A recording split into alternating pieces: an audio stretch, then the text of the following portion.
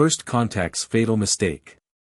High Admiral Zextal of the Varaxian Empire stood on the bridge of his flagship, the Eternal Dominion, watching Earth's image grow larger on the main viewscreen. His 4 eyes narrowed in contempt as data streams flickered across his neural interface, showing primitive satellite networks, fossil fuel usage, and ongoing tribal conflicts across the planet's surface. Such a waste of a resource-rich world, he chittered to his second-in-command, Sub-Admiral Vrita. These humans still fight over patches of dirt while the cosmos beckons. Pathetic. The Varaxian Empire had ruled the local arm for 50,000 years. They had subjugated or uplifted dozens of species, always following the same proven formula: overwhelming show of force, demands for submission, then integration into their hierarchy. Earth would be no different. Or so they thought. When the Eternal Dominion and its escort fleet of 20 ships materialized in high Earth orbit, the human response was precisely what the Varaxians expected: panic, confusion, and fear. Military vessels scrambled from their ports, and primitive nuclear-tipped missiles were armed in their silos. Zextal allowed himself a moment of amusement as he watched the humans' futile preparations. The first transmission from Earth came from their United Nations Security Council. The message was diplomatic but firm, requesting the fleet's intentions and warning against hostile actions. Zextal didn't bother responding. Instead, he demonstrated Varaxian superiority by simultaneously deactivating every military satellite in Earth orbit with a precise quantum pulse. Send the standard terms, he ordered Vrita. Category 7 Civilization Integration Protocols. The terms were simple: Earth would submit to Varaxian authority, surrender all military assets, and accept their role as a protectorate of the Empire. In return, they would receive limited access to Imperial technology and protection from other spacefaring races. It was more generous than most species received. The humans requested 72 hours to discuss the terms. Zextal granted them 24, expecting quick capitulation. After all, he had just demonstrated their complete technological superiority. What choice did they have? The response came exactly 23 hours and 59 minutes later. It was delivered by a middle-aged human female identified as Dr. Sarah Chen, Earth's hastily appointed ambassador to the Varaxian Empire. High Admiral Zextal, she began, her tone perfectly measured. We have carefully considered your terms. The nations of Earth have unanimously agreed that they are unacceptable. Zextal's upper eyes blinked in surprise while his lower ones remained fixed on the human's image. This was not the expected response. Perhaps I was unclear, Ambassador, he replied. This is not a negotiation. Submit, or face the consequences. No, High Admiral, perhaps we were unclear, Dr. Chen responded, still maintaining that infuriatingly calm demeanor. Humanity does not submit to threats. We would welcome peaceful cultural and technological exchange as equals. However, if you persist in demands for our submission, we will resist. And I feel compelled to warn you, humanity has extensive experience in resistance. Laughter erupted across the Eternal Dominion's bridge. Even Zextal allowed himself a chittering chuckle. The audacity of these primitives was almost admirable. You have no concept of what you face, Ambassador, Zextal said. Your most powerful weapons cannot scratch our shields. Your most advanced computers are toys compared to our quantum networks. Your entire military might is less than a single Imperial fleet squadron. That may be true, Dr. Chen acknowledged. But you have no concept of what you face either. Humanity has spent its entire history adapting, surviving, and overcoming superior forces. We've turned our deadliest rivals into allies, our greatest challenges into opportunities. We've split the atom, unraveled DNA, and begun exploring space while still fighting with ourselves. Imagine what we'll achieve when we're united against a common enemy. You have one more chance, Ambassador. Submit, or we will begin systematic elimination of your military capabilities. Dr. Chen's expression remained unchanged, but something shifted in her eyes. Then you should know that humanity has a saying, High Admiral, fuck around and find out. We'll take option 2. The transmission cut off. Zextal's mandibles clicked in irritation. He had hoped to avoid unnecessary destruction, but clearly, these humans needed a lesson in imperial power. Begin the demonstration, he ordered. Target their largest military installations. Minimal casualties, we don't want to damage the workforce too severely. The first plasma beams lanced down from orbit, precisely striking military bases across Earth's surface. The humans' response was puzzling, no panic, no desperate counterattack, no pleading for mercy. Instead, they went quiet. Too quiet. Within hours, the Varaxian fleet's quantum networks began experiencing mysterious fluctuations. Their targeting systems required constant recalibration. Communication latency increased by microseconds, then milliseconds. Natural phenomena, the technical specialists assured Zextal. The planet's magnetic field is unusually active. But in his 4 eyes, Zextal saw something in the human's response that triggered an ancient instinct. When faced with a superior predator, prey species typically chose flight or submission. The humans had chosen neither. Instead, they watched, learned, and waited, like predators themselves. For the first time in his 300-year career, High Admiral Zextal felt something he hadn't experienced since his cadet days, doubt. By the time he recognized these subtle anomalies as the precursors of humanity's true response, it was already too late. The Empire's gravest mistake wasn't underestimating humanity's current capabilities, it was underestimating their potential for rapid adaptation and their sheer determination when backed into a corner. The humans had a saying about cornered animals being the most dangerous. The Varaxians were about to learn that cornered humans were something else entirely. The silent preparation. The surface of Earth burned, but beneath it, humanity thrived. In vast underground complexes and repurposed subway systems, the greatest minds on Earth worked with singular purpose. The Varaxians expected to see chaos, panic, and submission. Instead, their orbital sensors detected only routine civilian activities and seemingly futile military exercises. Dr. Elena Rossi stood in the heart of the Geneva complex, surrounded by holographic displays showing real-time analysis of Varaxian technology. 3 months had passed since first contact, and humanity had learned more about advanced physics in that time than in the previous century. They're so arrogant they don't even encrypt their basic communications, she muttered, watching streams of alien data flow across her screens. They think we're too primitive to understand their quantum frequencies. The truth was, humanity had been preparing for this moment long before the Varaxians arrived. Decades of science fiction had shaped humanity's collective imagination, preparing them for countless first contact scenarios. When the real thing happened, they didn't panic, they executed plans that had been theoretical exercises just months before. In Singapore, quantum computing teams had already reverse-engineered the basic principles of Varaxian FTL communications. In Bangalore, engineers were adapting their observations of alien shield technology into prototype defensive systems. And in Buenos Aires, military strategists were developing tactics that would turn human primitiveness into an advantage.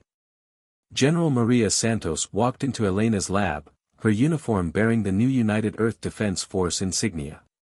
"How close are we?" Elena gestured to a particular data stream. Their quantum network relies on perfect synchronization. They've never needed to guard against interference because no species they've encountered could affect quantum states at this level. But we've found a way. Through chaos, Maria smiled. It was humanity's secret weapon, their ability to understand, embrace, and weaponize chaos itself. Above them, the Varaxians continued their methodical pacification campaign, destroying military installations while avoiding civilian casualties. They didn't realize that Earth's visible military assets were largely decoys, or that every plasma blast was providing invaluable data about their weapons technology. In orbit, High Admiral Zextal was growing increasingly frustrated. Despite 3 months of demonstrations of imperial power, human resistance hadn't weakened. If anything, it had grown more organized.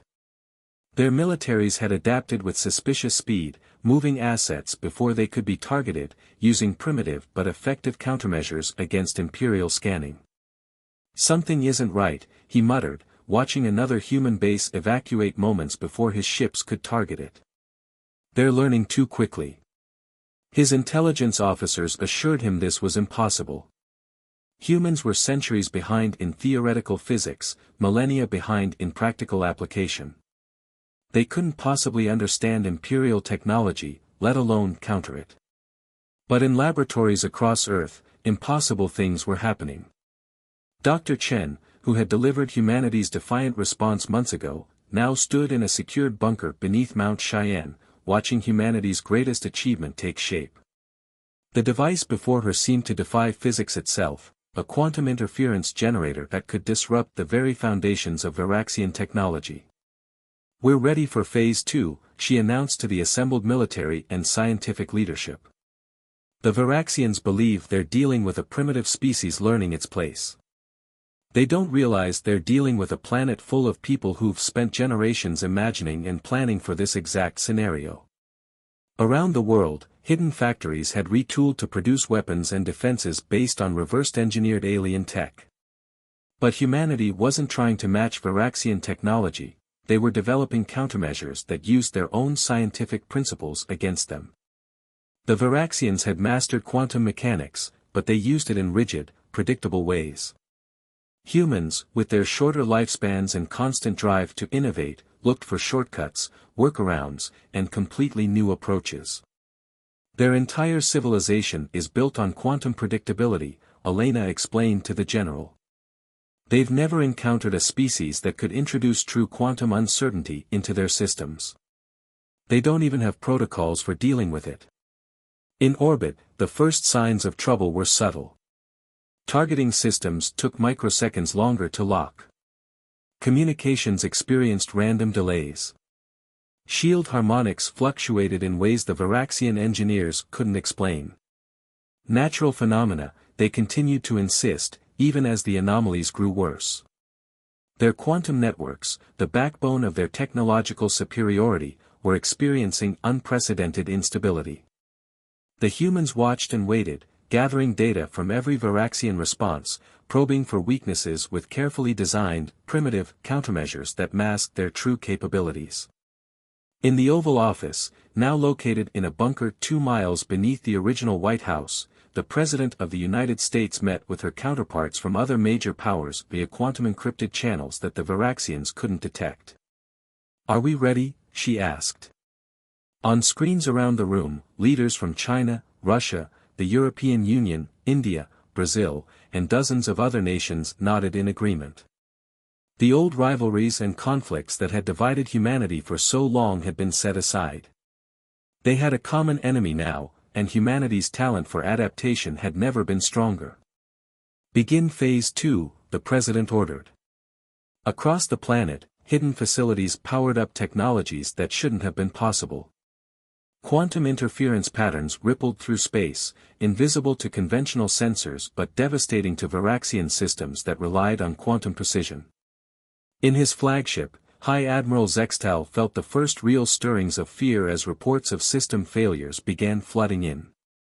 The humans weren't breaking under imperial pressure. They weren't following any of the expected patterns of a primitive species facing superior technology. They were evolving, adapting, and preparing to strike back. The Empire had made a crucial mistake, they had given humanity time to analyze their technology, time to adapt, time to prepare. They thought they were being methodical and merciful. Instead, they had given humanity exactly what it needed to turn the tables. As the quantum interference grew stronger, Zextal realized too late that what he had dismissed as primitive defiance was actually something far more dangerous, human ingenuity unleashed with singular purpose. The real war was about to begin, and it would be unlike anything the Empire had faced in 50,000 years of dominance. Technology's wild card. The first true strike against the Varaxian Empire came not with a bang, but with a whisper. In the command center beneath Geneva, Dr. Elena Rossi initiated humanity's quantum interference web.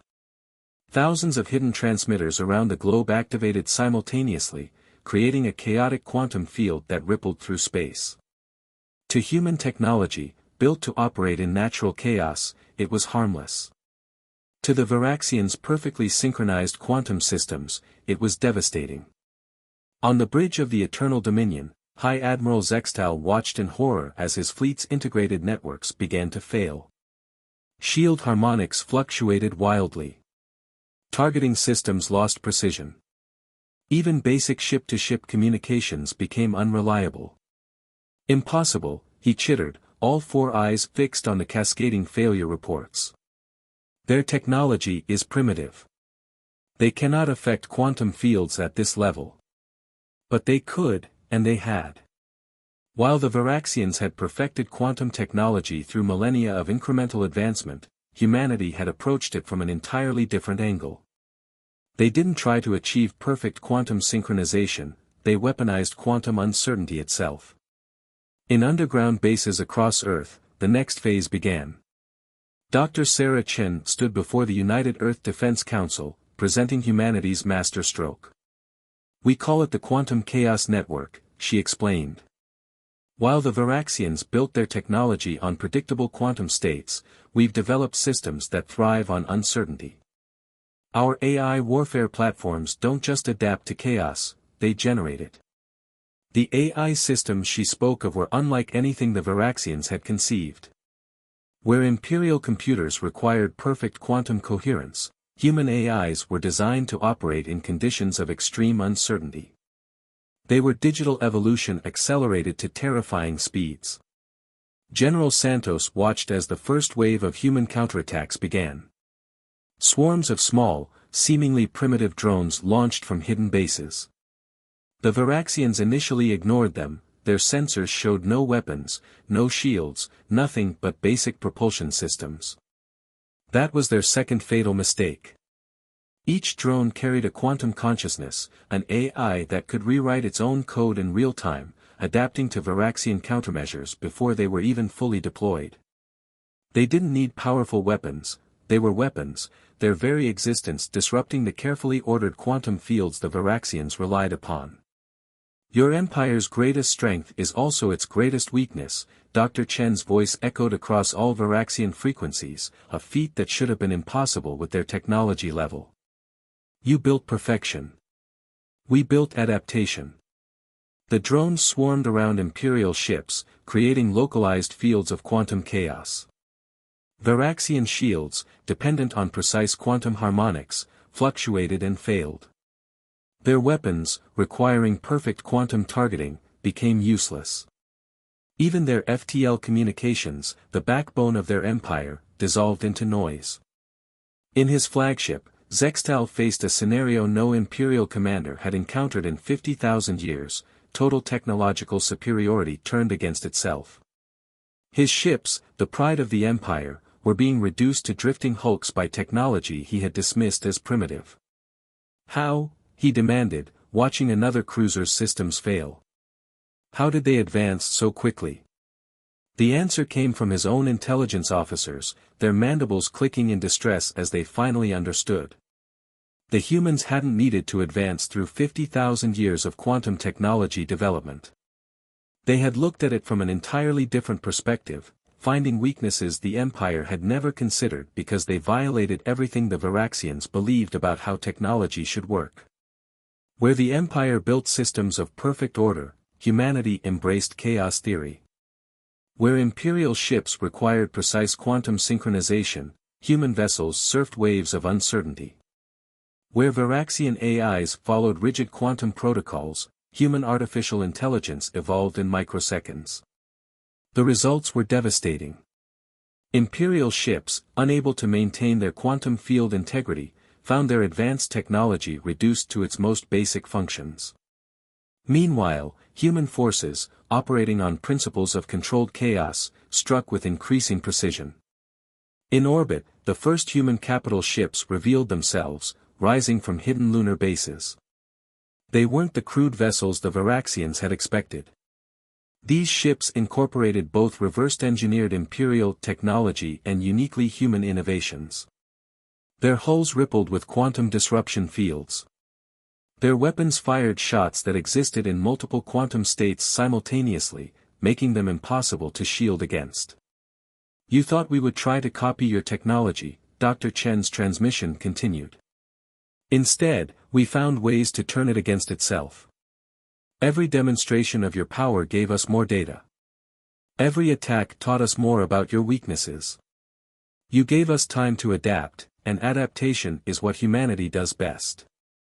The quantum chaos spread through the Imperial fleet like a virus, disrupting systems that had been reliable for millennia. Ships that could have conquered solar systems found themselves unable to maintain basic functions. The perfect order of the Empire crumbled in the face of engineered disorder. In the Geneva Command Center, Dr. Rossi watched the battle unfold through quantum-encrypted feeds.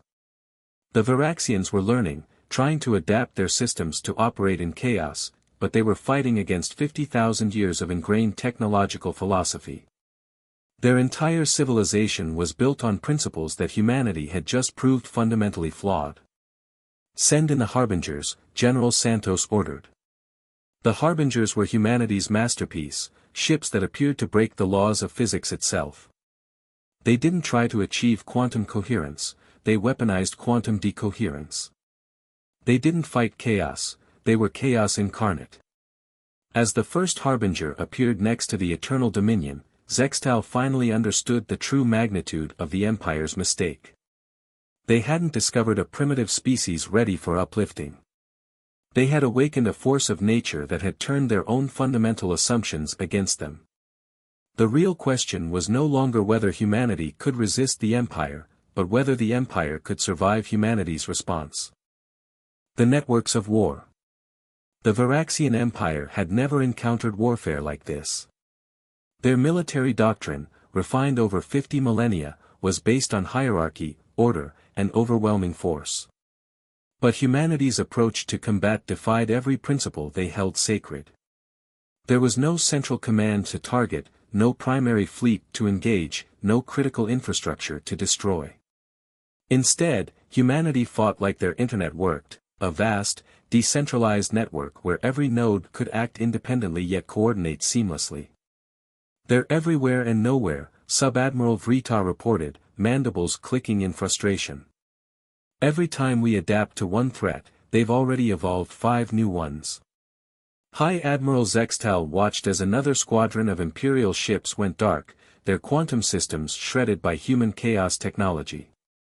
The humans weren't just fighting with ships and weapons, they were fighting with ideas, with viral tactics that spread through the Imperial fleet like digital plagues. In the Lunar Command Center, General Santos monitored the battle through augmented reality displays. Thousands of human vessels, ranging from tiny autonomous drones to massive Harbinger-class ships, moved in patterns that seemed random but were actually coordinated by advanced swarm intelligence. "Show them what the Internet generation can do," she ordered. The response was immediate and overwhelming. Human ships began broadcasting on all frequencies, not just communications but memes, weaponized ideas that propagated through Imperial networks. Each transmission carried quantum viruses that evolved faster than Varaxian cybersecurity could adapt. Dr. Elena Rossi's team had discovered that Imperial quantum networks, for all their sophistication, had never been designed to handle the sheer chaos of human information warfare. The Varaxians treated data like orderly quantum states. Humans treated it like a force of nature. "Your empire built walls," Dr. Chen's voice echoed through Imperial communications again. "We built floods. Those floods came in many forms. Swarms of microsatellites surrounded Imperial ships, each one broadcasting quantum noise on frequencies that drove Imperial sensors mad. Human AIs invaded Varaxian networks, not to control them but to introduce subtle errors that cascaded through their systems. But the true nightmare for the Empire was humanity's ability to share and adapt tactics in real time. Every successful attack was immediately analyzed, improved, and distributed across the human fleet. Every Imperial countermeasure was met with dozens of evolved responses.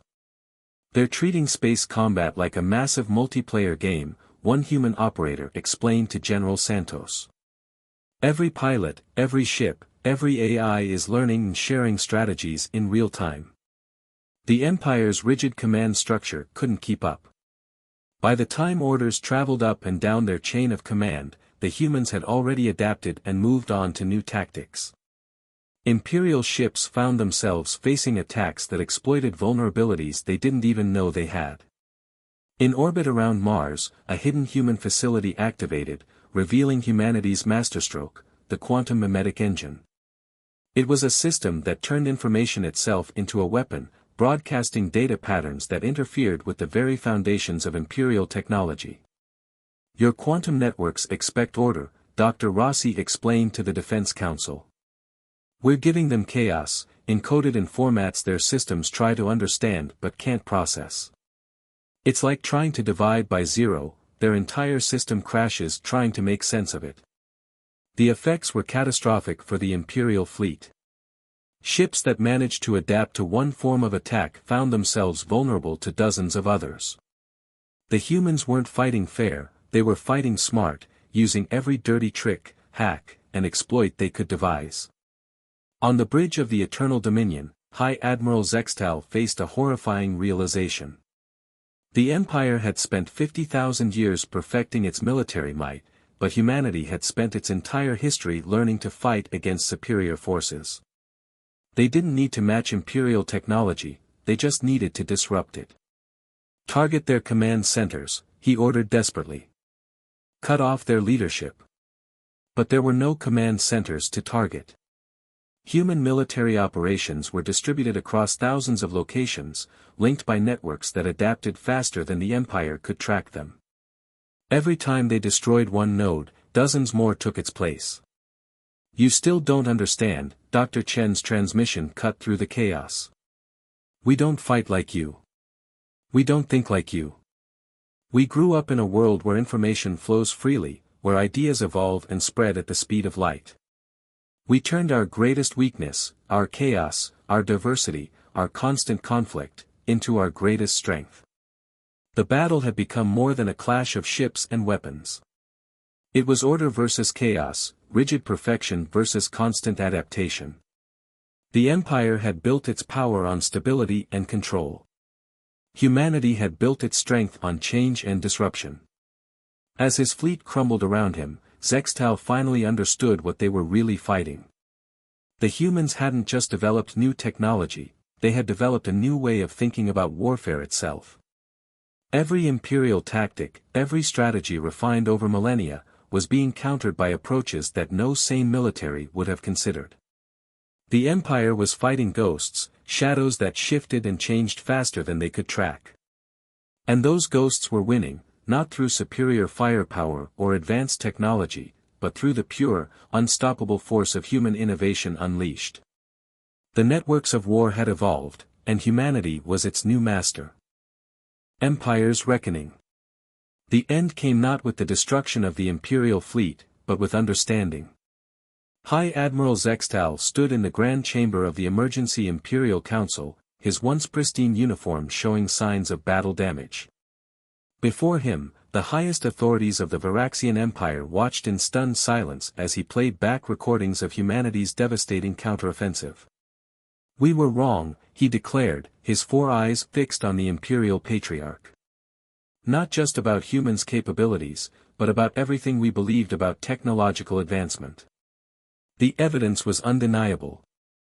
In just 6 months, humanity had not only resisted Imperial dominance, they had revolutionized warfare itself.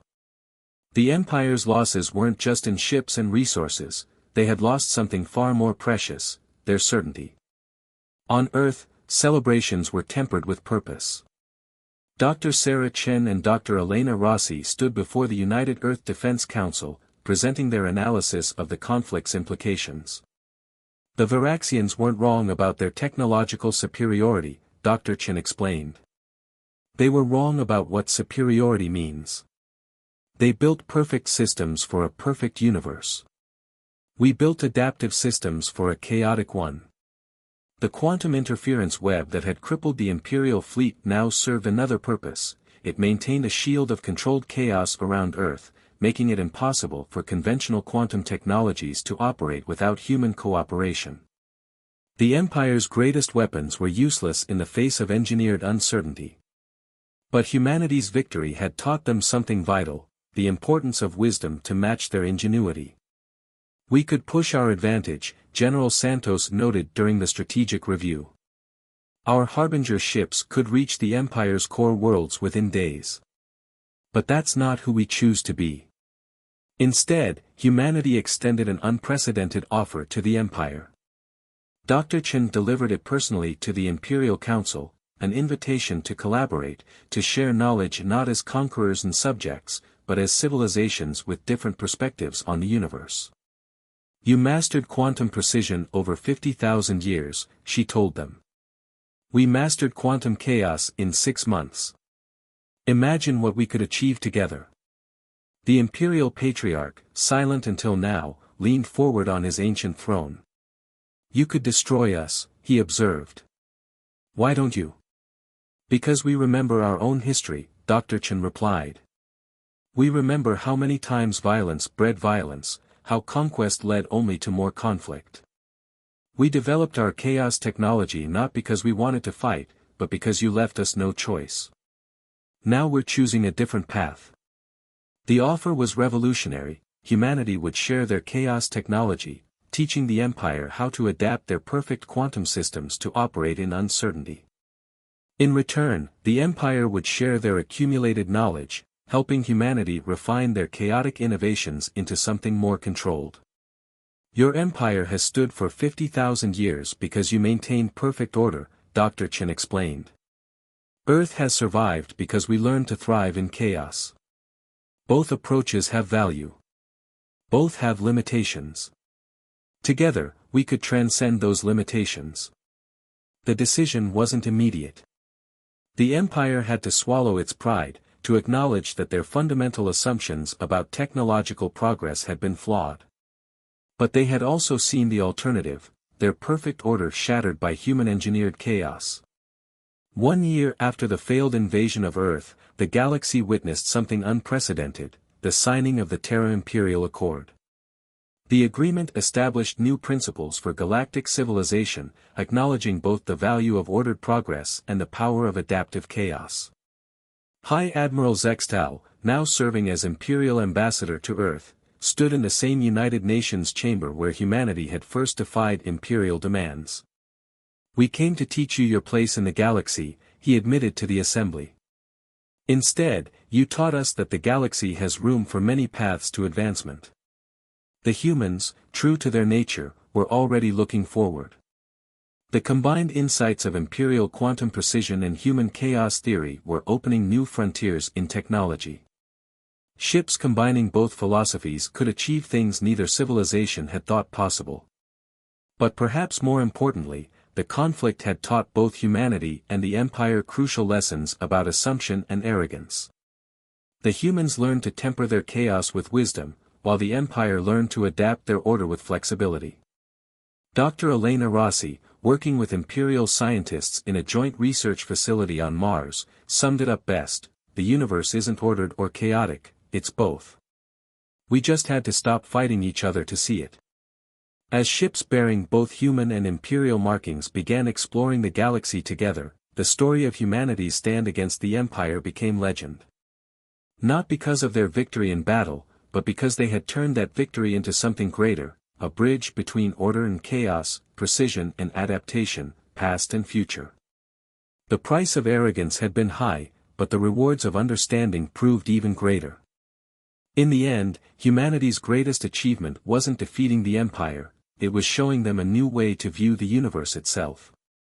And somewhere in the vast expanse of space, other civilizations watched and learned, realizing that the galaxy's newest power had changed the rules of not just warfare, but of progress itself.